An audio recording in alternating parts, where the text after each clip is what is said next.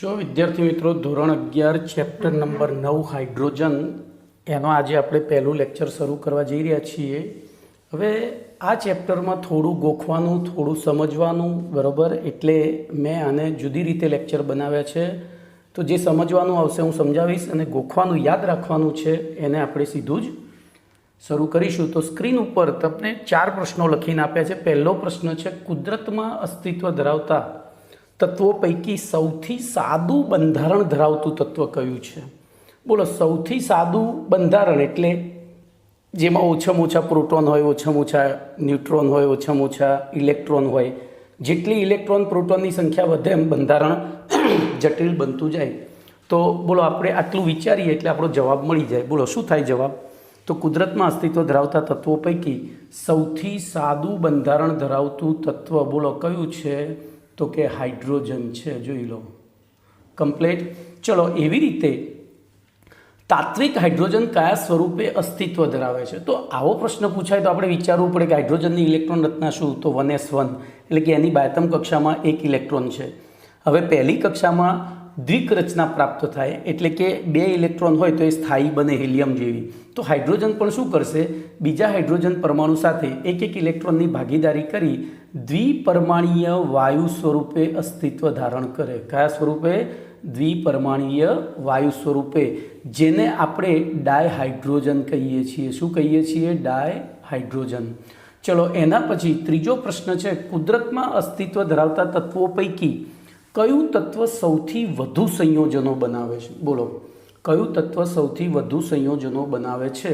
તો હવે તમે અહીંયા વિચારો કે જે સાદું બંધારણ હોય, હવે હાઇડ્રોજન, તો હાઇડ્રોજનની બાહ્યતમ કક્ષામાં એક જ ઇલેક્ટ્રોન છે. એને અષ્ટક રચના પૂર્ણ કરવા માટે, દ્વિક રચના પૂર્ણ કરવા માટે એક ઇલેક્ટ્રોન મેળવવો પડે. પણ એના કેન્દ્રમાં એટલા પ્રોટોન નથી કે જેથી કરીને એક ઇલેક્ટ્રોનને આકર્ષી શકે. એક જ પ્રોટોન છે એટલે એક જ ઇલેક્ટ્રોનને સમાવી શકે. હવે બીજો સ્થાયી બનવા બીજાની જરૂર છે પણ એ આકર્ષવા માટે સક્ષમ નથી. એટલે શું કરશે? મોટાભાગના તત્વો સાથે, મોટાભાગના એટલે બધા જ તત્વો સાથે એક વસ્તુ યાદ રાખજો, હાઇડ્રોજન ક્યારે પણ ઇલેક્ટ્રોનનું દાન કરતો નથી. બરોબર. એટલે કુદરતમાં અસ્તિત્વ ધરાવતા તત્વો પૈકી સૌથી વધુ સંયોજનો કોણ બનાવે? તો કે હાઇડ્રોજન.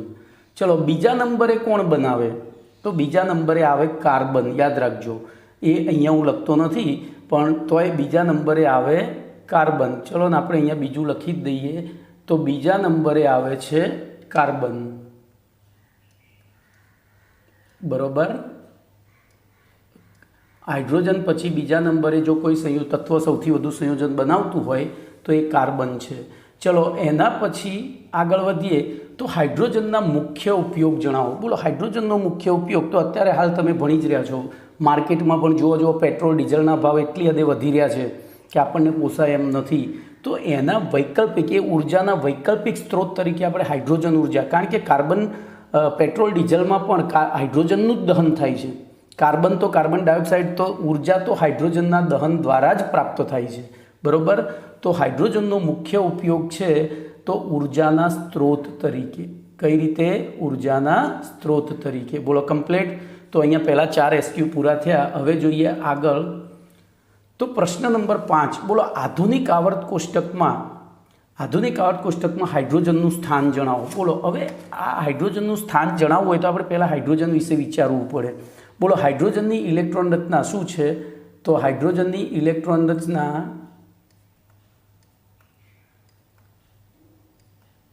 1s1 છે. હવે 1s1 છે એટલે એની પાસે 2 ઓપ્શન. કયા 2 ઓપ્શન? તો એક તો કાં તો એક ઇલેક્ટ્રોન ગુમાવી દે, ચલો, અથવા બીજામાં આવે એક ઇલેક્ટ્રોન મેળવે. બોલો, એક ઇલેક્ટ્રોન મેળવે. તો આ 2 લાક્ષણિકતા એની પાસે છે. તો હવે જોઈએ, બોલો, એક ઇલેક્ટ્રોન ગુમાવવાની ક્ષમતા કોની પાસે છે?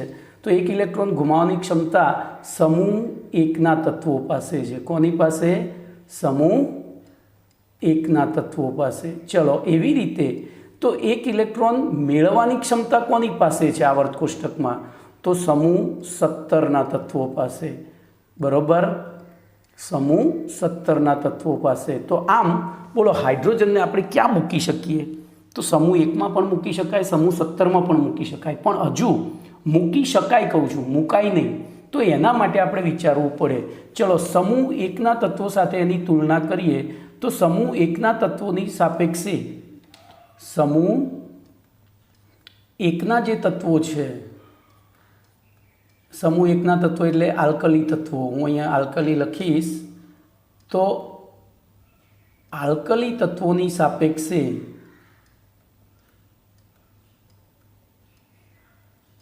બોલો એની વિદ્યુત ઋણતા વધારે છે.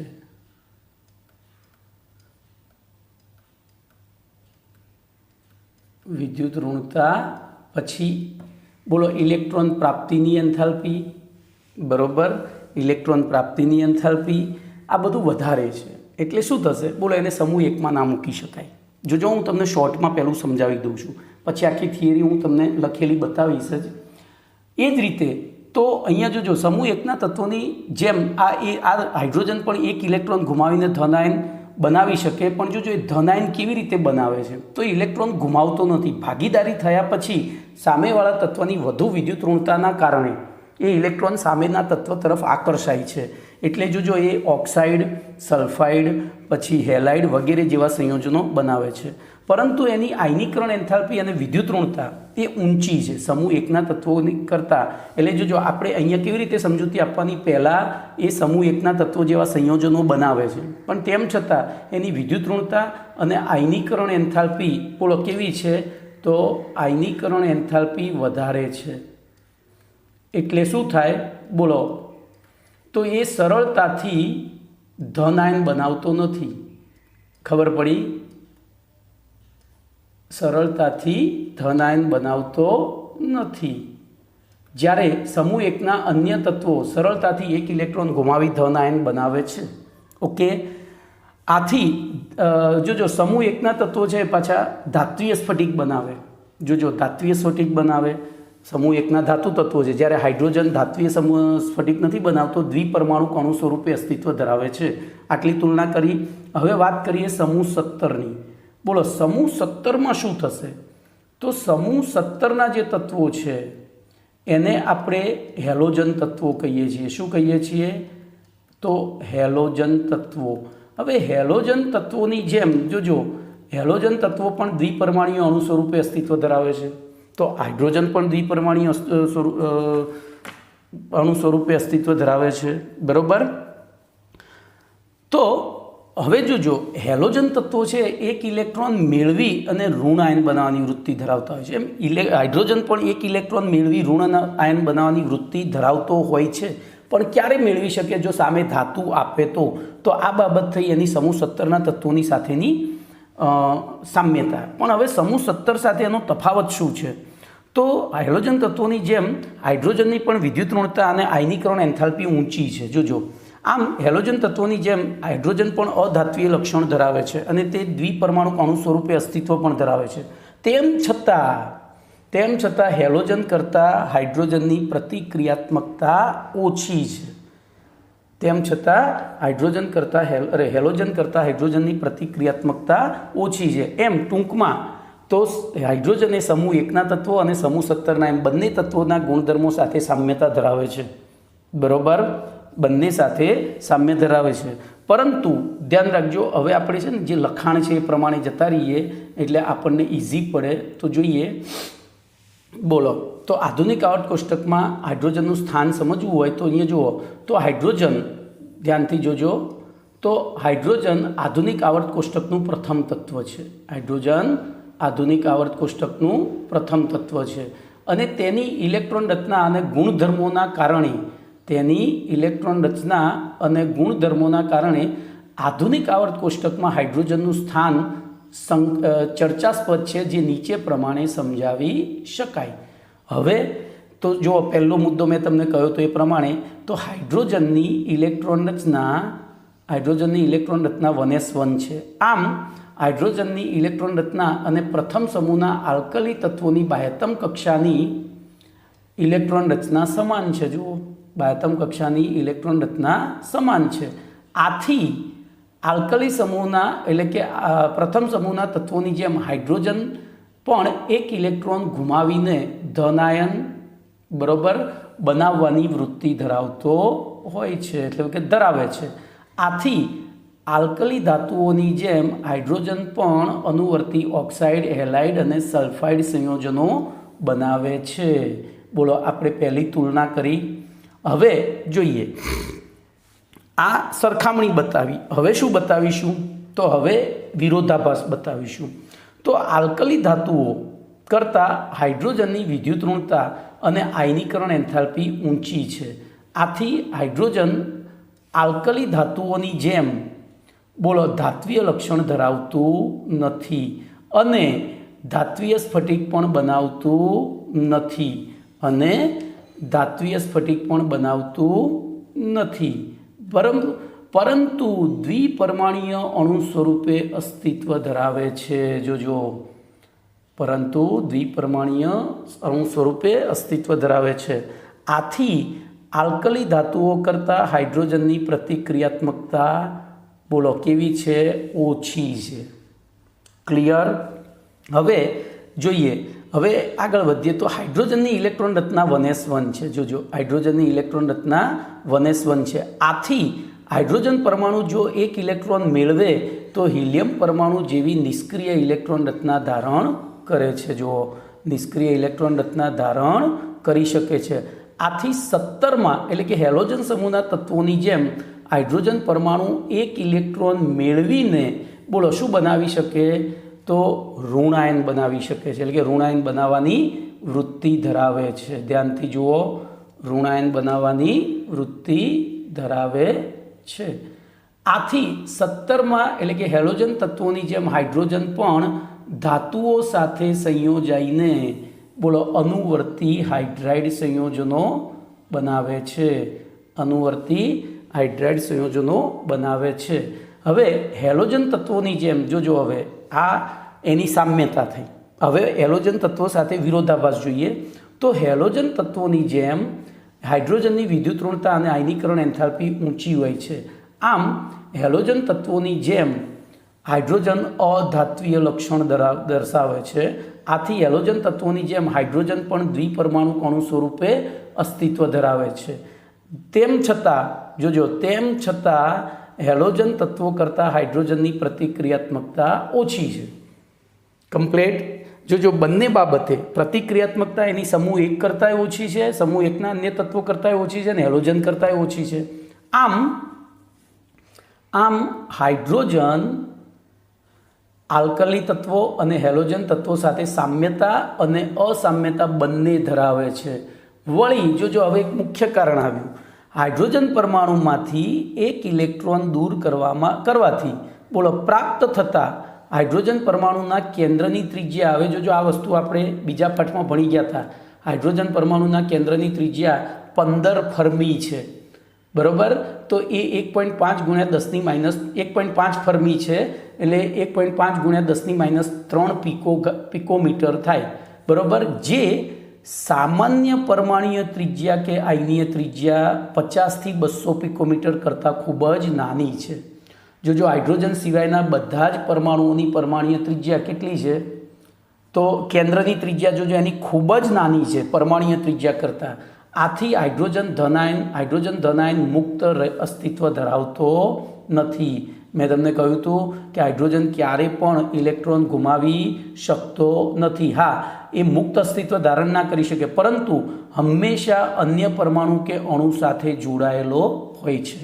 તો આપણે 7મા પાઠમાં ભણી ગયા. બોલો, એસિડિક માધ્યમમાં H+ મુક્ત થાય એવી વ્યાખ્યા છે, પણ આપણે ક્યાંય H+ લખતા નથી. એ મુક્ત થતો H+ શું કરે? પાણીના ઓક્સિજન ઉપર આવેલા અબંધકારક ઇલેક્ટ્રોન યુગ્મ સાથે આકર્ષી H3O+ બનાવે છે. તો ત્યાં આ વાક્ય ફરીથી જોજો. આથી હાઇડ્રોજન, ધ્યાનથી જોજો, હું એને બોલ્ડ કરું છું. આથી હાઇડ્રોજન બોલો ધનાયન અસ્તિત્વ ધરાવતો નથી. હાઇલાઇટ કર્યું છે. બરાબર?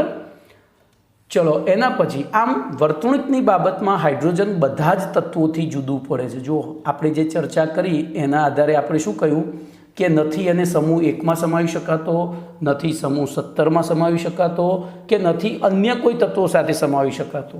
આથી આધુનિક આવર્ત કોષ્ટકમાં હાઇડ્રોજનને કોઈપણ સમૂહમાં ન ગોઠવતા, જોજો, કોઈપણ સમૂહમાં ન ગોઠવતા એને અલગથી આવર્ત કોષ્ટકની મધ્યમાં ઉપર તરફ દર્શાવવામાં આવે છે. તો આટલું તમે લખો વિચારીને, સમજીને. જોજો, આ સમજવાનો પ્રશ્ન છે, આ ગોખવાનો નથી.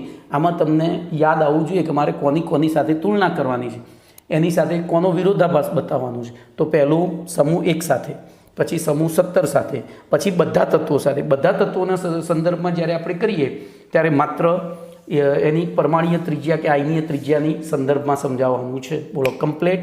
તો અહીંયા તમારો પ્રશ્ન નંબર 5 પૂરો થયો. હવે જોઈએ પ્રશ્ન નંબર 6. તો જો પ્રશ્ન નંબર 6નું વિધાન છે, હાઇડ્રોજન ધનાયન મુક્ત અસ્તિત્વ ધરાવતો નથી, કારણ આપી સમજાવો. બોલો, હાલ આવી ગયું. તો હાઇડ્રોજન પરમાણુમાંથી 1 ઇલેક્ટ્રોન દૂર કરવામાં આવે, બરાબર.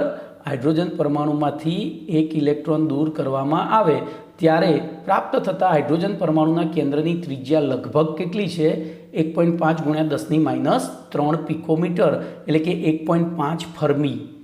જો બીજા પાઠમાં આવી ગયેલું છે. જે સામાન્ય પરમાણુય કે આયનીય ત્રિજ્યા કે જેનું મૂલ્ય 50થી 200 પિકોમીટર જેટલું હોય છે એની સાપેક્ષે ખૂબ જ નાનું છે. આથી હાઇડ્રોજન ધનાયન મુક્ત અસ્તિત્વ ધરાવતો નથી, બરાબર, પરંતુ હંમેશા અન્ય પરમાણુઓ કે અણુઓ સાથે જોડાયેલો હોય છે. ચલો, એના પછી પ્રશ્ન નંબર 7 જોઈએ. તો કુદરતમાં હાઇડ્રોજનની પ્રાપ્તિ, જો હવે આ ગોખવાનો પ્રશ્ન છે, આને યાદ રાખવો પડે, બરાબર. તો કુદરતમાં, તો ધ્યાન રાખજો, આખી મેં તમને કહેલું છે કે આપણી પૃથ્વી આખી હાઇડ્રોજનમાંથી બનેલી છે. કેમ ભાઈ? તો પૃથ્વી સૂર્યના ગોળામાંથી છૂટી પડી હતી. સૂર્યમાં બિગ બેંગ થયો ને ત્યાંથી એક ગોળો છૂટવો પડે. હવે આપણને ખબર છે કે સૂર્યના ગોળામાં કયો વાયુ આવેલો છે? હાઇડ્રોજન. એનું પિઘલન થઈ અને હિલિયમ બને છે. તો ધ્યાન રાખજો, આપણે અહીંયા વાત કરીએ તો કુદરતમાં હાઇડ્રોજનની પ્રાપ્તિ અને પ્રમાણમાં સૌથી પહેલાં જોઈએ તો બ્રહ્માંડમાં સૌથી વધુ પ્રમાણમાં જો કોઈ પ્રાપ્ત થતું તત્વ હોય તો એ હાઇડ્રોજન છે, બરાબર. અને બ્રહ્માંડમાં તેનું પ્રમાણ બ્રહ્માંડના દળની સાપેક્ષે કેટલું છે? લગભગ 70% જેટલું. એટલે કે 70% બ્રહ્માંડ તો ખાલી હાઇડ્રોજનનું જ બનેલું છે. 70% બ્રહ્માંડ, એટલે જો બ્રહ્માંડનું વજન 1000 કિલો હોય તો એમાં 700 કિલો તો હાઇડ્રોજન જ છે, અથવા 100 કિલો હોય તો 70 કિલો હાઇડ્રોજન છે. ચલો, સૌર વાતાવરણનું મુખ્ય તત્વ હાઇડ્રોજન છે. જોજો, મેં તમને કહ્યું એમ, કોઈ પણ તારો કે સૂર્ય, એની અંદર જે પ્રક્રિયા ચાલી રહી છે, તાપ ન્યુક્લિયર સંલયન પ્રક્રિયા, એ હાઇડ્રોજનના કારણે ચાલી રહી છે. આ ઉપરાંત બોલો, ગુરુ અને શનિ ગ્રહ પર પણ હાઇડ્રોજનનું પ્રમાણ વધારે છે, બરાબર. સૂર્ય, ગુરુ અને શનિ, બરાબર. ચલો, એના પછી હાઇડ્રોજન દળમાં હલકો હોવાથી, જો આપણને ખબર છે હાઇડ્રોજન જે આપણા 108 તત્વો જાણીતા છે, અથવા બધા કૃત્રિમને બધા ગણીએ તો 126 તત્વો જાણીતા છે. એમાં સૌથી હલકો કયો છે? હાઇડ્રોજન. અને પૃથ્વીના વાતાવરણમાં તેનું પ્રમાણ ખૂબ જ ઓછું, એટલે કે લગભગ 0.15% છે. પૃથ્વીના વાતાવરણમાં એનું પ્રમાણ કેટલું છે? 0.15% છે. તેમ છતાં પણ પૃથ્વીના ઘન પોપડામાં, જોજો, ઘન પોપડામાં તે હાઇડ્રોકાર્બન સ્વરૂપે, આપણે 12મો પાઠ ભણી ગયા છીએ, અને ખનિજોમાં સંયોજિત અવસ્થામાં તે પ્રાપ્ત થાય છે. હવે હાઇડ્રોકાર્બન સ્વરૂપે કેમ પ્રાપ્ત થાય છે? મેં તમને 12મા પાઠમાં કહ્યું હતું, જેટલા હે એટલે કી જરૂરત હે. ધ્યાન રાખજો, કાર્બનની બાયતમ કક્ષામાં 4 ઇલેક્ટ્રોન, હાઇડ્રોજનની બાયતમ કક્ષામાં 1 ઇલેક્ટ્રોન. કાર્બનને સ્થાયી થવું હોય તો 4ની જરૂર, એટલે કે 4 મેળવવા પડે અથવા 4 ગુમાવવા પડે. હાઇડ્રોજનની બાયતમ કક્ષામાં 1 ઇલેક્ટ્રોન, એટલે કે 1 મેળવવો પડે અથવા 1 ગુમાવવો પડે. એટલે કે હાઇડ્રોજન અને કાર્બનની પ્રકૃતિ સમાન છે, અને સમાન હોય પ્રકૃતિ એવા તત્વો એકબીજા સાથે સરળતાથી જોડાઈ સહસંયોજક બંધ બનાવી શકે. એટલે જ આપણે પૃથ્વીના ઘન પોપડામાં હાઇડ્રોકાર્બન સ્વરૂપે અને કેટલાક ખનિજોમાં સંયોજિત સ્વરૂપે આપણને હાઇડ્રોજન પ્રાપ્ત થાય છે. આ ઉપરાંત જોજો, પાણી, તો પાણીમાં પણ હાઇડ્રોજન રહેલો છે. તો એમાં આપણે લખીએ તો મહાસાગરો, બરાબર. તો મહાસાગરના પાણીનો લગભગ 15.4% ભાગ હાઇડ્રોજનનો બનેલો છે. મહાસાગરના પાણીનો 15.4% ભાગ હાઇડ્રોજનનો બનેલો છે. તો અહીંયા તમારે 3 વસ્તુ યાદ રાખવાની છે. બોલો, બ્રહ્માંડમાં એનું પ્રમાણ કેટલું? તો કે 70%. પછી વાતાવરણમાં પ્રમાણ કેટલું? તો 0.15%. જો વાતાવરણ અને પાણીમાં પ્રમાણ યાદ રહેવું છે. પેલું 0.15% વાતાવરણમાં, જ્યારે પાણીમાં 15.4%. આ ઉપરાંત આ ઉપરાંત થોડી માત્રામાં તો એ બધી જગ્યાએ છે, જેમ કે વનસ્પતિઓ અને પ્રાણીઓમાં હાઇડ્રોજન, પછી કાર્બોદિત પદાર્થોમાં, બરાબર, પછી પ્રોટીન વગેરેમાં, જૈવિક અણુઓમાં સંયોજિત સ્વરૂપે તે અસ્તિત્વ ધરાવે છે. તો આ પ્રશ્નમાંથી તમને 3 MCQ મળે. બ્રહ્માંડમાં હાઇડ્રોજનનું પ્રમાણ કેટલું? તો કે 70%. પછી પૃથ્વીના વાતાવરણમાં હાઇડ્રોજનનું પ્રમાણ કેટલું? તો કે 0.15%. અને મહાસાગરના પાણીમાં હાઇડ્રોજનનું પ્રમાણ કેટલું? તો કે 15.4%. તો તમારો 7મો પ્રશ્ન અહીંયા પૂરો થયો. હવે જોઈશું પ્રશ્ન નંબર 8. બોલો, હાઇડ્રોજનના સમસ્થાનિકો જણાવી તેનું પ્રમાણ જણાવો. તો આ પ્રશ્ન મેં તમને ઓલરેડી બીજા પાઠમાં ભણાવી દીધેલો છે. તો હાઇડ્રોજનના 3 સમસ્થાનિકો જાણીતા છે. બોલો, હાઇડ્રોજનના કયા 3 સમસ્થાનિકો જાણીતા છે? તો હું અહીંયા લખું છું. પહેલો 1H1, જોજો, જેને આપણે કહીએ છીએ પ્રોટિયમ. પછી 1H2, જેને આપણે કહીએ છીએ ડ્યુટેરિયમ. અને 1H3, જેને આપણે કહીએ છીએ ટ્રિટિયમ. તો જો હવે તો હાઇડ્રોજનના 3 સમસ્થાનિક અનુક્રમે, બોલો કયા છે? તો અનુક્રમે પ્રોટિયમ, ડ્યુટેરિયમ અને ટ્રિટિયમ છે, જે એકબીજાથી, બોલો, કઈ બાબતમાં અલગ પડે છે? તો જો હાઇડ્રોજન પરમાણુ છે સમસ્થાનિક માત્ર શેની બાબતમાં અલગ પડે? તો ન્યુટ્રોનની સંખ્યાની બાબતમાં. બાકી એમાં પ્રોટોન અને ઇલેક્ટ્રોન સમાન હોય. તો જે એકબીજાથી તેમના પરમાણુ કેન્દ્રમાં આવેલા ન્યુટ્રોનની સંખ્યાની બાબતમાં જુદા પડે છે. જેમ કે પ્રોટિયમના પરમાણુ કેન્દ્રમાં 1 ન્યુટ્રોન આવેલો છે, ધ્યાન રાખજો. એક પણ ન્યુટ્રોન આવેલો નથી. પ્રોટિયમ એટલે હાઇડ્રોજન, જેને આપણે હાઇડ્રોજન કહીએ છીએ, એ જ પ્રોટિયમ, બરાબર. હવે એમાં આપણને ખબર છે એના કેન્દ્રમાં 1 પ્રોટોન 1 ઇલેક્ટ્રોન આવેલો છે, ન્યુટ્રોન તો છે નહીં. ડ્યુટેરિયમના કેન્દ્રમાં 1 ન્યુટ્રોન આવેલો છે, અને આથી ડ્યુટેરિયમને આપણે ભારે હાઇડ્રોજન પણ કહીએ છીએ. જોજો, ભારે હાઇડ્રોજન પણ કહેવામાં આવે છે. જ્યારે ટ્રિટિયમના કેન્દ્રમાં 2 ન્યુટ્રોન આવેલા હોય છે. તો બોલો, એને શું કહી શકાય? તો અતિ ભારે હાઇડ્રોજન એટલે શું? જોજો, ભારે હાઇડ્રોજન એટલે ડ્યુટેરિયમ, તો અતિ ભારે હાઇડ્રોજન એટલે ટ્રિટિયમ. કમ્પ્લેટ. તો અહીંયા તમને 2 MCQ મળી ગયા. ચલો એના પછી આગળ વધીએ. તો પૃથ્વી ઉપર હાઇડ્રોજનનું કુલ પ્રમાણ, ધ્યાન રાખજો, આપણે પૃથ્વીની વાત કરી રહ્યા છીએ, અહીંયા વિશ્વની નહીં. તો જે પૃથ્વી ઉપર કુલ પ્રમાણ છે એમાં પ્રોટિયમનું પ્રમાણ એટલે કે 1H1નું પ્રમાણ કેટલું છે? બોલો, 1H1નું પ્રમાણ કેટલું છે? તો 99.985%. કેટલું? 99.985%. જ્યારે ડ્યુટેરિયમનું પ્રમાણ 0.0156% છે. ડ્યુટેરિયમનું પ્રમાણ 0.0156% અને ટ્રિટિયમનું પ્રમાણ 10⁻16%. 10⁻16% છે. અને ધ્યાન રાખજો, હવે ટ્રિટિયમ તો બહુ જ ઓછો છે, ટ્રિટિયમ ખૂબ જ ઓછો છે, પણ પેલો થોડો સાપેક્ષમાં 0.156% જેવો છે. તો એવી પરિસ્થિતિમાં, બોલો, આપણને પૃથ્વી ઉપર ડ્યુટેરિયમ કયા સ્વરૂપે પ્રાપ્ત થાય છે? તો પૃથ્વી ઉપર આપણને એક MCQ છે, HD સ્વરૂપે પ્રાપ્ત થાય છે. HD એટલે હાઈ ડેફિનેશન ટીવીનું HD નથી. આ HD એટલે એક હાઇડ્રોજનનો પરમાણુ અને એક કોનો પરમાણુ? ડ્યુટેરિયમનો પરમાણુ. તો એ જોડાઈ અને HD સ્વરૂપે અસ્તિત્વ ધરાવે છે. તો અહીંયા તમારો પ્રશ્ન નંબર 8 પણ પૂરો. જોઈએ એના પછી, બોલો, હવે 9માંથી થોડા SQ છે. બોલો, હાઇડ્રોજનના મુખ્ય સમસ્થાનિકનું નામ જણાવો. તો અહીંયા તમે બુદ્ધિ વાપરો તો આવડી જાય. મુખ્ય સમસ્થાનિક એટલે જેનું પ્રમાણ કુદરતમાં સૌથી વધારે છે. બોલો, શું થાય જવાબ? તો મુખ્ય સમસ્થાનિકનું નામ થાય પ્રોટિયમ. શું થાય? પ્રોટિયમ. ચલો, એવી રીતે કુદરતમાં પ્રોટિયમ અને ડ્યુટેરિયમનું સાપેક્ષ પ્રમાણ જણાવો. જોજો, તો આ સાપેક્ષ પ્રમાણ કેવી રીતે શોધવું? તો તમે અહીંયા આને યાદ પણ રાખી શકો, 5000:1, અથવા ગણી શકો. બોલો, પ્રોટિયમનું પ્રમાણ કેટલું હતું? આપણે અહીંયા હમણાં ગણ્યા હતા 99. બોલો, હમણાં જ આગળ આવી ગયું 99 પોઈન્ટ. બોલો, કેટલું હતું? 985. કેટલું? 99.985. 85. બોલો પેલું તો આ હતું પ્રોટિયમનું, હું એચ જ લખીશ. અને ડ્યુટેરિયમનું કેટલું હતું બોલો? તો ડ્યુટેરિયમનું પ્રમાણ હતું 0.0156%. કેટલું? 0.0156%. તો તમને અહીંયા હું શોધતા શીખવાડું આ પ્રમાણ કઈ રીતે શોધાય. 0.0156%. હવે જ્યારે આનું જેમ પ્રમાણ શોધવાનું આવે તો કશું કરવાનું નહીં. જે નાની સંખ્યા હોય, જો હાઇડ્રોજન જેમ ડ્યુટેરિયમ છે એટલે આપણે પાછળની સંખ્યા વડે આગળની સંખ્યાને ભાગી દેવાની. તો જો આગળની સંખ્યાના છેદમાં હું અહીંયા 0.0156 કરું અને આના છેદમાં પણ 0 એટલે ટૂંકમાં 0.156 કરી દઉં. જો આપણે બે રીતે શોધીએ તો બોલો અહીંયા આપણે ભાગાકાર કરીશું તો શું થાય છે? તો 99.985 ભાગ્યા 0.0156 બરાબર તમારો જવાબ, એક્ઝેક્ટ જવાબ 6409 આવે છે. જોજો એક્ઝેક્ટ જવાબ શું આવે છે?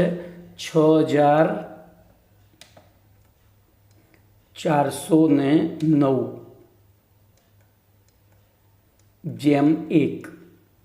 બરોબર. હવે ચલો આનાથી બીજું પૂછી શકે ને, આનાથી બીજું પૂછાય તો એ વખતે શું કરવું પડે? આ જો અહીંયા ધ્યાન રાખજો, હું બીજી રીતે ફરીથી કરું તો 99 બીજી રીતે ઓપ્શનમાં તો હોય જ, તો 99.985 ભાગ્યા 99.985 જેમ 0.0156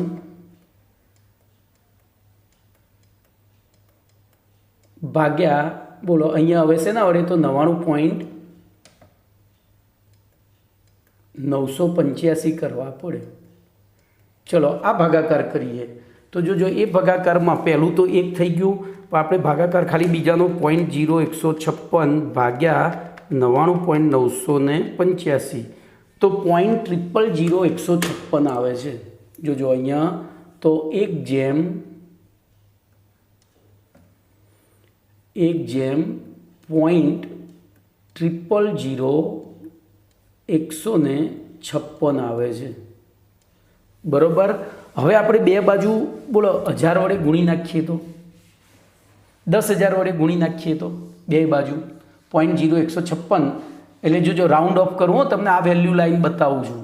તો આને રાઉન્ડ ઓફ કરું એટલે આ પાંચડો છગડો થઈ ગયો તો આ 2 કરી દેવાય. તો 1 જેમ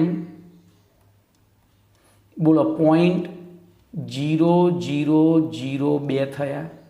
હવે હું બંને બાજુ 10,000 વડે ગુણી દઉં તો 10,000 આ બાજુ 10,000 થયા જેમ બોલો અહીંયા કેટલા થયા તો 2. કેટલા થયા? 10,000 જેમ 2. તો રાઉન્ડ ઓફ વેલ્યુ તરીકે જઈએ તો 5,000 જેમ 1 થઈ ગયા. ખબર પડી? તો આ રીતે ગણીને પણ લવાય. એવી રીતે બોલો પ્રોટિયમ અને ટ્રિટિયમનું પ્રમાણ તો આ રીતે તમે ગણી શકો. બોલો પ્રોટિયમનું પ્રમાણ આપણે લઈ લઈએ 99.985 અને પેલું 10⁻16. હવે 99.985 ને આપણે શું કરી શકીએ? તો સીધા 100 કરી દઈએ. 99.985 એટલે તો 100 જેમ 10⁻16 હતી. તો હું 2 ને 100 વડે ભાગું તો 1 જેમ બોલો 10⁻18 -18 થાય. પણ આપણને પહેલું પ્રોટિયમ કહ્યું છે, પહેલું પ્રોટિયમ કીધું છે એટલે આને શું કરો? આના વડે ભાગવા પડે. 100 ને 10⁻16 તો 10⁻18 જેમ 1 થાય. બોલો ક્લિયર? તો આ રીતે તમે શોધી શકો. હવે જો એવી રીતે ડ્યુટેરિયમ અને ટ્રિટિયમનું સાપેક્ષ પ્રમાણ તો એ તમે ગણજો. હવે 6.4 × 10⁻15 જેમ 1 છે. ડ્યુટેરિયમ અને ટ્રિટિયમનું સાપેક્ષ પ્રમાણ 6.4 × 10⁻15 જેમ 1 છે. તો 12મા પ્રશ્ન સુધી પૂરું થયું. હવે જોઈએ 13મો પ્રશ્ન. બોલો 13મો એમ હાઇડ્રોજનના કયા સમસ્થાનિક રેડિયો એક્ટિવ છે? તો ધ્યાન રાખજો હાઇડ્રોજનનો એકમાત્ર ટ્રિટિયમ રેડિયો એક્ટિવ છે. યાદ રાખજો એકમાત્ર ટ્રિટિયમ રેડિયો એક્ટિવ છે અને એનો અર્ધાયુષ્ય સમય 12.33 વર્ષ છે. 12.33 વર્ષ છે અને તે રેડિયો એક્ટિવ છે એટલે કોઈના કોઈ કણોનું ઉત્સર્જન કરતો હોય તો એ કયા કણોનું ઉત્સર્જન કરે છે? તો કે બીટા કણોનું. કયા કણોનું તો આ બધા જ MCQ છે આ પાઠમાંથી પૂછાય એવા. તો એકમાત્ર રેડિયો એક્ટિવ સમસ્થાનિક કયો? તો કે ટ્રિટિયમ. બોલો એનો અર્ધઆયુષ્ય સમય કેટલો? તો કે 12.33. એ કયા કણોનું ઉત્સર્જન કરે છે? તો કે બીટા કણોનું. ચલો, હાઇડ્રોજનમાંથી ડ્યુટેરિયમનું અલગીકરણ કોને અને ક્યારે કર્યું હતું? તો ધ્યાન રાખજો, હાઇડ્રોજનમાંથી ડ્યુટેરિયમનું અલગીકરણ સૌ પ્રથમ 1934માં હેરોલ્ડ સી યુરે નામના વૈજ્ઞાનિકે કર્યું હતું. તો આપણે અલગીકરણ માટે ખાલી આટલું જ યાદ રાખવાનું છે. શેનું અલગીકરણ? શેમાંથી અલગીકરણ? તો એચ અને ડીને, એચડીને શેમાંથી? એચ અને ડીને છૂટા પાડ્યા હતા એમ, બરાબર. તો એમાંથી આપણને શું, કોણે કર્યું હતું? તો 1934માં હેરોલ્ડ સી યુરે નામના વૈજ્ઞાનિકે કર્યું હતું.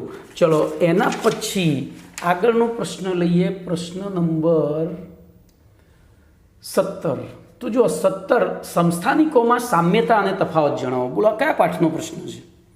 આ કયા પાઠનો પ્રશ્ન છે? મને એટલું કહી દેશો. તો સમસ્થાનિકો આપણે કયા પાઠમાં ભણ્યા હતા?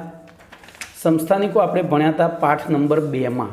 અને એ પ્રમાણે જોવા જઈએ તો બોલો એમાં શું થાય? તો સમસ્થાનિકોમાં શું સામ્યતા?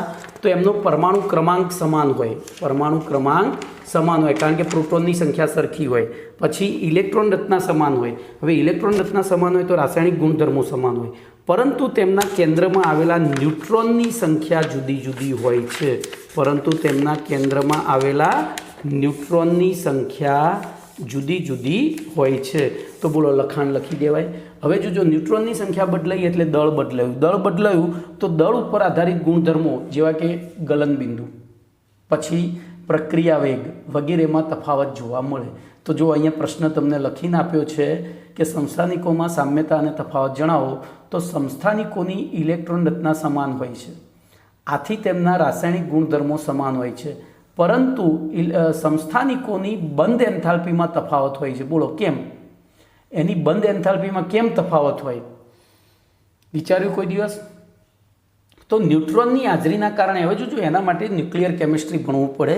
કેન્દ્રમાં પ્રોટોન અને ન્યુટ્રોન, તો પ્રોટોન અપાકર્ષણ થાય, ન્યુટ્રોન અપાકર્ષણ થાય. એવી રીતે પ્રોટોન ન્યુટ્રોન, તો ત્યાં સાર્વત્રિક આકર્ષણ લાગે, અને એ આકર્ષણ પેલા શું કહેવાય, બહારના ઇલેક્ટ્રોન ઉપર લાગતા આકર્ષણમાં ઘટાડો કરે. એટલે જોજો અહીંયા પેલો ઇલેક્ટ્રોન સહેલાઈથી દૂર થાય અને બીટા કણ સ્વરૂપે ઉત્સર્જિત થઈ જાય. એટલે અહીંયા તમે એવું વિચારી શકો કે એમની બંધ બનાવવાની ક્ષમતામાં ઘટાડો થાય છે. અને તેમના હવે જો બંધ બનાવવામાં ઘટાડો એટલે કે બંધ એન્થાલ્પીમાં તફાવતના કારણે એમનો પ્રક્રિયા વેગમાં અને દળના તફાવતના કારણે તેમના ભૌતિક ગુણધર્મોમાં તફાવત જોવા મળે છે.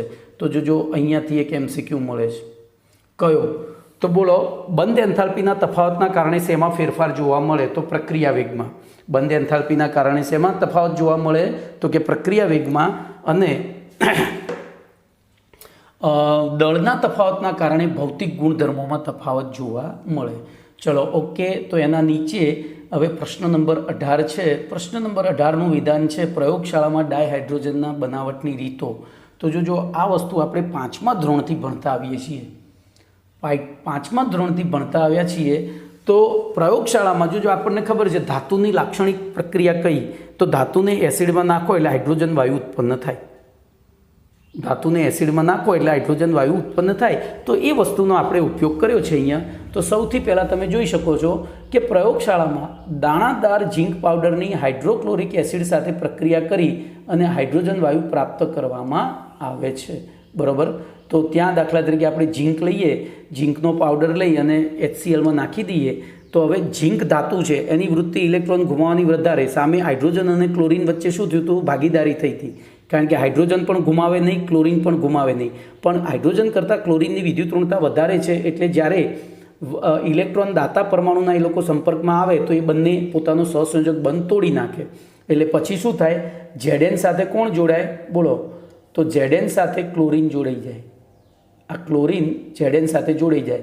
બોલો શું બની ગયું? તો ZnCl2. અને 2 H મુક્ત થયા, એકબીજા સાથે જોડાઈને શું બનાવે? H2 બનાવે. એવી રીતે બોલો તો ઝીંકની સોડિયમ હાઇડ્રોક્સાઇડ સાથે પ્રક્રિયા કરીએ ને તો પણ એવું થાય. ઝીંકની સોડિયમ હાઇડ્રોક્સાઇડ સાથે પ્રક્રિયા કરીએ તો પણ એવું થાય. તો અહીંયા સોડિયમ ઝિંકેટ બને Na2ZnO2 Na2ZnO2 અને ત્યાં H2 ઉત્પન્ન થાય છે. તો આ પહેલી બે રીતો થઈ. હવે ત્રીજી રીત આગળ જોઈએ તો અહીંયા બરોબર બીજી રીત, આ તો ઔદ્યોગિક ધોરણે રીત આવશે. તો પ્રશ્ન નંબર 19 જો પેલી પ્રયોગશાળામાં રીતો હતી, તો પ્રયોગશાળામાં બંને રીતો ફરીથી જુઓ, તમે જોઈ શકો છો. આપણે શાંતિથી જ ભણવું છે, ઉતાવળ કરવી નથી. તો પ્રયોગશાળામાં હાઇડ્રોજન ટૂંકમાં ઝીંકમાંથી બનાવવામાં આવે છે, આટલું જ યાદ રાખવાનું. શેમાંથી? ઝીંકમાંથી. કોની સાથેની પ્રક્રિયા? તો એસિડ અને બેઝ. એસિડ તરીકે HCl, બેઝ તરીકે NaOH. એસિડ તરીકે HCl વાપરો ત્યારે ZnCl2 મુક્ત થઈ અને H2 પેદા થાય. NaOH સાથે પ્રક્રિયા કરો તો સોડિયમ ઝિંકેટ Na2ZnO2 આ સોડિયમ ઝિંકેટનું અણુસૂત્ર પૂછાય જો ભાઈ, યાદ રાખજો. અને બંને સાથે હાઇડ્રોજન મુક્ત થાય. ચલો હવે જોઈશું બીજી રીત, એની ઔદ્યોગિક ધોરણે ઉત્પાદન. તો ધ્યાન રાખજો, એમાં પણ બે રીતો છે ઔદ્યોગિક ધોરણે. તો સૌથી પહેલાં પાણીનું વિદ્યુત વિભાજન કરીને. તો ધ્યાન રાખજો, પાણીની અંદર થોડા ટીપા એસિડ કે બેઝ ઉમેરી એની અંદર પ્લેટિનમના ધ્રુવો ડૂબાડી. આ વસ્તુ તમે ડિટેલમાં 12મા ધોરણના 3જા પાઠમાં ભણશો વિદ્યુત રસાયણમાં. તો ફરીથી વ્યાપારિક ધોરણે ડાયહાઇડ્રોજનની બનાવટ નીચે રીતે પ્રમાણે બે રીતે થાય. એમાં પહેલું તો મંદ એસિડ અથવા તો મંદ બેઝિક માધ્યમ ધરાવતા પાણીમાં પ્લેટિનમના ધ્રુવો ડૂબાડી વિદ્યુત વિભાજન કરવામાં આવે ત્યારે કેથોડ ઉપર હાઇડ્રોજન વાયુ અને એનોડ ઉપર ઓક્સિજન વાયુ મુક્ત થાય છે. બોલો કમ્પ્લીટ.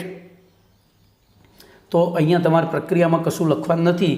2H2O પછી એરો કરીને ઉપર વિદ્યુત વિભાજન, નીચે અલ્પ માત્રામાં એસિડ કે બેઝ અને H2 અને O2 મુક્ત થાય છે એમ બતાવી દેવાનું. એવી રીતે બીજી રીત છે, ગરમ કરેલા બેરિયમ હાઇડ્રોક્સાઇડના જલીય દ્રાવણમાં નિકલના ધ્રુવો ડૂબાડી વિદ્યુત વિભાજન કરતાં કેથોડ ઉપર 99.95%થી વધુ શુદ્ધતા ધરાવતો અતિશુદ્ધ હાઇડ્રોજન પ્રાપ્ત થાય છે. તો જો અહીંયા MCQ પૂછાય, અતિશુદ્ધ હાઇડ્રોજન કેવી રીતે મેળવી શકાય? તો બેરિયમ હાઇડ્રોક્સાઇડના જલીય દ્રાવણમાં નિકલના ધ્રુવો, બોલો શું કરવાનું? તો નિકલના ધ્રુવો ધ્યાન રાખજો. બેરિયમ હાઇડ્રોક્સાઇડમાં તો આટલું તમને હું બોલ્ડ કરું છું, ગરમ કરેલા બેરિયમ હાઇડ્રોક્સાઇડના જલીય દ્રાવણમાં નિકલના ધ્રુવો ડૂબાડી વિદ્યુત વિભાજન કરતાં બોલો આપણને શું પ્રાપ્ત થાય? તો 99.95% શુદ્ધતા ધરાવતો અતિશુદ્ધ હાઇડ્રોજન પ્રાપ્ત થાય છે. બોલો કમ્પ્લીટ. ચલો એના પછી આગળ વધીએ તો પ્રશ્ન નંબર 20 તરફ આગળ વધીશું. તો પ્રશ્ન નંબર 20નું વિધાન તમારી સ્ક્રીન ઉપર દેખાય છે. હજુ બે રીતો રહી ગઈ, મારી ભૂલ થઈ. જોઈએ તો આ સિવાય તમે 10મા ધોરણમાં ભણીને આવેલા છો. હાઇડ્રોજનની બનાવટની બીજી બે રીતો છે ઔદ્યોગિક ધોરણે. તો કોક યાદ છે ને, કોલસાનું જલ વિચ્છેદક નિસ્યંદન, એમાં આપણને કોક, કોલગેસ અને કોલ્ટાર પ્રાપ્ત થતો હતો. તો એ કોક એટલે હવે જો કોક અથવા હાઇડ્રોકાર્બન સંયોજનો બેમાંથી કોઈ પણ લઈ લો. તો કોક અથવા હાઇડ્રોકાર્બન સંયોજનોની 1270 કેલ્વિન તાપમાને નિકલ ઉદ્દીપકની હાજરીમાં પાણીની વરાળ સાથે પ્રક્રિયા કરતા કાર્બન મોનોક્સાઇડ અને ડાયહાઇડ્રોજન વાયુનું મિશ્રણ પ્રાપ્ત થાય છે, જેને જળવાયુ કહે છે. જો હવે આ જળવાયુ પાછો તમને પૂછાય છે, યાદ રાખજો બરોબર. જેમાંથી અલગીકરણ દ્વારા હાઇડ્રોજન વાયુ પ્રાપ્ત કરવામાં આવે છે. તો અહીંયા હાઇડ્રોકાર્બનનું સામાન્ય સૂત્ર તમને ખબર છે, CnH2n+2 ગેસ. એની પાણી સાથે 1270 કેલ્વિન તાપમાને નિકલની હાજરીમાં પ્રક્રિયા કરીએ તો CO અને H2. તો આ પ્રક્રિયા તમારે જાતે બેલેન્સ કરવાની. જો અહીંયા કાર્બન N છે તો અહીંયા N આગળ મૂકવા પડે. પછી હાઇડ્રોજનની સંખ્યા તો કેટલી છે? તો હાઇડ્રોજનની સંખ્યા આપણે પછી મૂકીએ, O મૂકવો પડે. તો ઓની સંખ્યા, કારણ કે ઓનું હાઇડ્રોજન આપણે અહીંયા વાંઢો છે એટલે છેલ્લે મુકાય. તો ઓની સંખ્યા N છે તો એ પણ અહીંયા N થઈ ગઈ. તો હવે હાઇડ્રોજન જ બેલેન્સ કરવાના રહ્યા. તો 2n+2+2n એટલે બોલો શું થયું? 2n+1 કોમન કાઢીએ એટલે અહીંયા બગડો થઈ જાય. જોજો આનો સરવાળો કેટલો થયો? આ બેનો 2n+2 પ્લસ 2n, તો 2n, એક minute, 2n plus 2 plus 2n, એટલે હું આમાંથી બોલો સરવાળો કરું તો 4n પ્લસ 2 થાય, બરોબર. તો આગળ મારે 4n પ્લસ 2, પણ અહીંયા બગડો છે પાછો, જુઓ અહીંયા પાછળ એચની પાછળ બગડો છે, એટલે આના ભાગ્યા 2 કરી દઉં તો મારે શું લખવું પડે અહીંયા, તો 2n પ્લસ 1. તો અહીંયા લખેલું છે, જોઈ લો, છે 2n પ્લસ 1. એ રીતે તમારે હવે લખી દેવાનું છે. હવે એ જ પ્રમાણે દરિયાના ક્ષારવાળા પાણીને, હવે જોજો, આને બ્રાઇન વોટર કહેવાય, યાદ રાખજો. દરિયાના ક્ષારવાળા પાણીને શું કહેવાય? Brine water. એનું વિદ્યુત વિભાજન કરીએ તો બરાબર, તો દ્રાવણમાં સોડિયમ હાઇડ્રોક્સાઇડ અને એનોડ ઉપર ક્લોરિન વાયુ અને કેથોડ ઉપર ડાયહાઇડ્રોજન વાયુ ઉપપેદાશ તરીકે મળે છે. એકચ્યુઅલી આમાં ક્લોરિન વાયુના ઉત્પાદનની ઔદ્યોગિક ઉત્પાદનની રીત છે અને એમાં કેથોડ ઉપર ડાયહાઇડ્રોજન વાયુ ઉપપેદાશ તરીકે મળે છે, બરાબર. તો આ 4 રીતો છે આપણી પાણી, દરિયાના ક્ષારવાળા પાણીનું વિદ્યુત વિભાજન કરતા દ્રાવણમાં સોડિયમ હાઇડ્રોક્સાઇડ, પછી એનોડ ઉપર ક્લોરિન, કેથોડ ઉપર હાઇડ્રોજન વાયુ, અને અહીંયા થતી પ્રક્રિયા નીચે પ્રમાણે છે. હવે ધ્યાન રાખજો, દરિયાનું ક્ષારવાળું પ્રાણી એટલે એમાં મુખ્ય ક્ષાર કયો છે? NaCl ને Na અને Cl. તો Na પ્લસ છે. હવે એનોડ એટલે અહીંયા બેટરીના ધન ધ્રુવ સાથે જોડ્યો ને એને એનોડ કહેવાય. તો એનોડ એટલે ધન ધ્રુવ, જોજો, એનોડ એટલે ધન ધ્રુવ અને કેથોડ એટલે ઋણ ધ્રુવ, કેથોડ એટલે ઋણ ધ્રુવ, બરાબર. તો હવે તમે વિચારી શકો છો કે દ્રાવણમાં રહેલા કયા આયનો કોની તરફ આકર્ષાય? બોલો. તો દ્રાવણમાં રહેલું ઋણાયન ધન ધ્રુવ તરફ આકર્ષાય. એવી રીતે ધનાયન, આ એકચ્યુઅલી અહીંયા છે ને, તમને હું 12મા ધોરણના 3જા પાઠમાં શીખવાડીશ, અથવા તો મેં અહીંયા કહી દીધું છે. H પ્લસ અને OH માઇનસ આગળ આવી ગયું, મુક્ત અસ્તિત્વ ધરાવતા નથી આપણે, એટલે જ્યાં પણ પાણીના H પ્લસની ઉપયોગ કરવાનો હોય તો એવી પરિસ્થિતિમાં આપણે H2O જ લેવું પડે, બરાબર. અને જો એમાં પ્રક્રિયામાં ભાગ ના લેતા OH એમના એમ પડ્યા રહ્યા, જોયું, પાછળ પડ્યા રહ્યા છે, બોલો, કમ્પ્લીટ. અને પછી આ બે પ્રક્રિયાઓનો સરવાળો કરો તો પ્રક્રિયકો પ્રક્રિયક બાજુ, નિપજો નિપજ બાજુ. તો બોલો આપણને દ્રાવણમાં શું પ્રાપ્ત થયું છે? દ્રાવણમાં શું પ્રાપ્ત થયું છે? તો Cl2 પછી H2 ગેસ પેદા થયા અને દ્રાવણમાં 2 Na પ્લસ અને OH માઇનસ ઉત્પન્ન થયા છે, જે આપણે, તો આ રીત છે ને એકચ્યુઅલી NaOHના ઔદ્યોગિક ઉત્પાદનની રીત છે. સોડિયમ હાઇડ્રોક્સાઇડના ઔદ્યોગિક ઉત્પાદનની ડો પ્રોસેસ છે, ડાઉ નહીં, બરાબર. 12માં આના આવશે, એસ વિભાગના તત્વોમાં આવશે, બરાબર. કાસ્ટનર, કેલનર કોષ ને બધું આવે છે, ઓકે. તો એમાં આપણને ઉપપેદાશ તરીકે અહીંયા ક્લોરિન અને હાઇડ્રોજન પ્રાપ્ત થાય છે, ઓકે. ચલો, એના પછી 20મો પ્રશ્ન લઈ લઈએ એક. તો 20મો પ્રશ્ન શું છે? જુઓ, તો જળવાયુની બનાવટ, ઉપયોગો અને તેમાંથી ડાયહાઇડ્રોજનની પ્રાપ્તિ જણાવો. બોલો. તો સૌથી પહેલું જળવાયુની બનાવટ હમણાં જ ભણી ગયા કે હાઇડ્રોકાર્બન સંયોજનો અથવા કોકની 1270 કેલ્વિન તાપમાને નિકલ ઉદ્દીપકની હાજરીમાં આપણે પ્રક્રિયા કરીએ તો જો હાઇડ્રોકાર્બન સંયોજનો અથવા કોકની 1270 કેલ્વિન તાપમાને નિકલ ઉદ્દીપકની હાજરીમાં પાણીની વરાળ સાથે પ્રક્રિયા કરતા, બોલો, શું થાય છે? કાર્બન મોનોક્સાઇડ અને ડાયહાઇડ્રોજન વાયુનું મિશ્રણ પ્રાપ્ત થાય છે, જેને જળવાયુ કહે છે. જેને શું કહે છે? જળવાયુ કહે છે. પ્રક્રિયા મેં તમને આગળ એનું સંતુલનને સમજાવ્યું. હવે અત્યારે વર્તમાન સમયમાં જળવાયુ કેવી રીતે મેળવવામાં આવે છે? તો બીજી રીત છે, વર્તમાન સમયમાં સુએજ એટલે ભાઈ, સુએજ એટલે ગટરનો કચરો, લાકડાનો બારીક ભૂકો, લાકડાના ટુકડા, સમાચાર પત્રના કાગળ, કોલસો વગેરે જેવા કાર્બનયુક્ત પદાર્થોની 1270 કેલ્વિન તાપમાને પાણીની વરાળ સાથે પ્રક્રિયા દ્વારા પણ જળવાયુ પ્રાપ્ત કરવામાં આવે છે.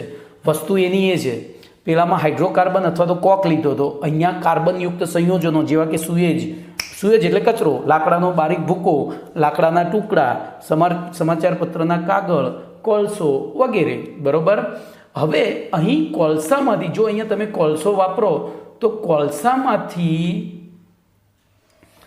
જળવાયુ પ્રાપ્ત કરવાની આ પ્રક્રિયાને કોલ ગેસિફિકેશન કહે છે. જો MCQ પૂછાય છે, કોલ ગેસિફિકેશન એટલે શું? તો કોલસામાંથી પર્ટિક્યુલર કોલસામાંથી યાદ રાખજો, પર્ટિક્યુલર કોલસામાંથી કોલગેસ પ્રાપ્ત કરવાની પ્રક્રિયા, કોલસામાંથી બરોબર એને કહેવાય કોલગેસિફિકેશન.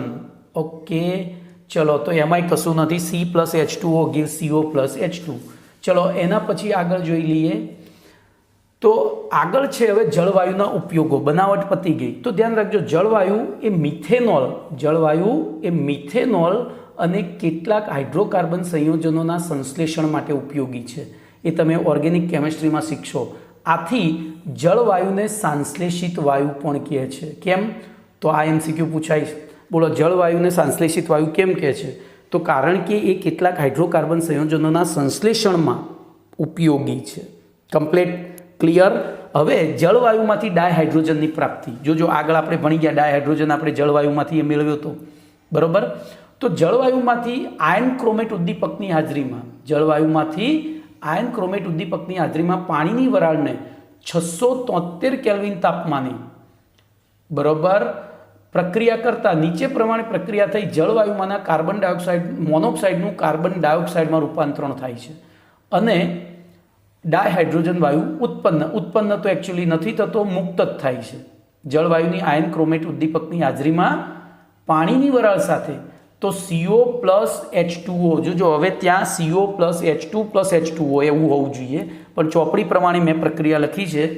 જળવાયુ એટલે તો CO+H2 છે ને, તો CO+H2+H2O અને એની તમે પ્રક્રિયા કરો તો CO2 અને 2H2. તો જો અહીંયા હું થોડો સુધારો કરું છું આ પ્રક્રિયામાં, CO+H2 બરોબર, CO+H2+H2O. તો અહીંયા આપણને 2H2 પ્રાપ્ત થાય. આ O છે અહીંયા જતો રહ્યો, એટલે બોલો CO2 બન્યો અને ખબર પડી ગઈ. હવે ત્યારબાદ આ રીતે મળતા મિશ્રણને સોડિયમ આર્સેનાઇડ, યાદ રાખજો આ બધું પૂછાય છે. સોડિયમ આર્સેનાઇડના દ્રાવણમાંથી પસાર કરવામાં આવે તો એમાં કાર્બન ડાયોક્સાઇડ દ્રાવ્ય થઈ જાય. તો MCQ શું પૂછાય? બોલો, કાર્બન ડાયોક્સાઇડ નીચેના પૈકી કયા દ્રાવણમાં દ્રાવ્ય થાય? તો કાર્બન ડાયોક્સાઇડ પોતે એસિડિક છે એટલે બેઝ બધામાં દ્રાવ્ય થાય, પણ સોડિયમ આર્સેનાઇડ બરોબર એમાં પણ એ દ્રાવ્ય થાય છે અને આથી આપણને શુદ્ધ ડાયહાઇડ્રોજન વાયુ પ્રાપ્ત થાય છે. બોલો, કમ્પ્લીટ. તો આટલે સુધી રાખીએ છીએ. બીજું નેક્સ્ટ લેક્ચરમાં લઈશું. ઓકે, બીજું નેક્સ્ટ લેક્ચરમાં હવે ભણીશું.